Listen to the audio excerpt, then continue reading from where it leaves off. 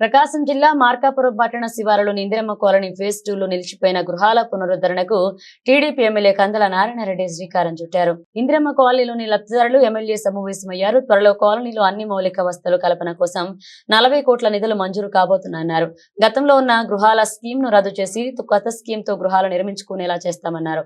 దీనికోసం అప్పట్లో తీసుకున్న మొదటి దశ నిర్మాణ బిల్లు నగదును చెక్కిస్తే కొత్త స్కీమ్ లో చేరవచ్చన్నారు. సొంతింటి కలను నెరవేర్చడం లక్ష్యంగా టీడీపీ ప్రభుత్వం పనిచేస్తుందని ఈ సందర్భంగా నారాయణరెడ్డి తెలిపారు. రాబోయే రోజుల్లో మార్కాపురం జిల్లా అయితే ఈ కాలనీ రూపురేఖలే మారుతాయన్నారు. గత 5 ఏళ్ల వైకాపా ప్రభుత్వ ప్రజలను మభ్యపెట్టి మోసం చేస్తుందన్నారు.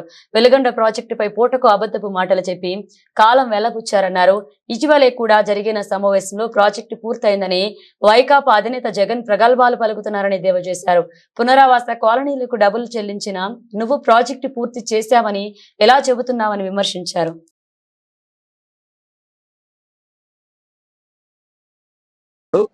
రెండు 2006-2007 కాలంలో ఇచ్చినటువంటి ఇందిరమ్మ ఫేజ్ 1 ఫేజ్ 2 హౌసింగ్ లో ఈరోజు ఒక శ్మశాన దిబ్బలుగా దేనికి పనికిరానటువంటి ఇల్లుగా ఈ ప్రాంతంలో మారుమూల ప్రాంతంగా పెట్టి అసలు ఎటువంటి అభివృద్ధికి నేర్చుకోక ఇల్లు కట్టుకోలేనటువంటి దౌర్భాగ్య పరిస్థితుల్లో ఈ ప్రాంత ప్రజలు ఉన్నారు. ఆ రోజు నుంచి ఈ రోజు వరకు ఏ ప్రభుత్వం కూడా గత ప్రభుత్వం వీళ్ళకి ఏం న్యాయం చేయలేదు. గత ప్రభుత్వం 5 సంవత్సరాలు జగనన్న కాలనీలు అని చెప్పి పెట్టుకుంది, కానీ ఆల్రెడీ కట్టిన కాలనీలకు న్యాయం చేయకుండా ఒకవేళ ఇందిరమ్మ అని పేరు మార్చి జగనన్న కాలనీ అని పెట్టుకొని ఈ ప్రాంతాన్ని డెవలప్ చేసినా ఈ ప్రజలు సంతోషపడే వాళ్ళేమో. అటువంటిది ఈ ప్రాంత ప్రజల మీద కేవలం కరేపాకులాగా వాడుకొని పక్కన పడనూకటం అనేది ఈ వైఎస్ఆర్ పార్టీకి బాగా అలవాటు. ఈ ప్రాంత ప్రజలను వాడుకోవటం, అందులో భాగంగానే మార్కాపురం పట్టణ ప్రజలను కూడా వాడుకోవటం జరిగింది. అందుకనే ఇందిరమ్మ ఫేజ్ 1 ఫేజ్ 2 నిర్లక్ష్యం గురి చేశారు. ఏమాత్రం పట్టించుకున్నటువంటి పాపాన పోలేదు. అందుకని ఇక్కడ దగ్గర 2000 కుటుంబాలకు సరిపడే స్థలం ఉంది. 2000 కుటుంబాలకు సరిపడా ప్లాట్లు ఇచ్చారు.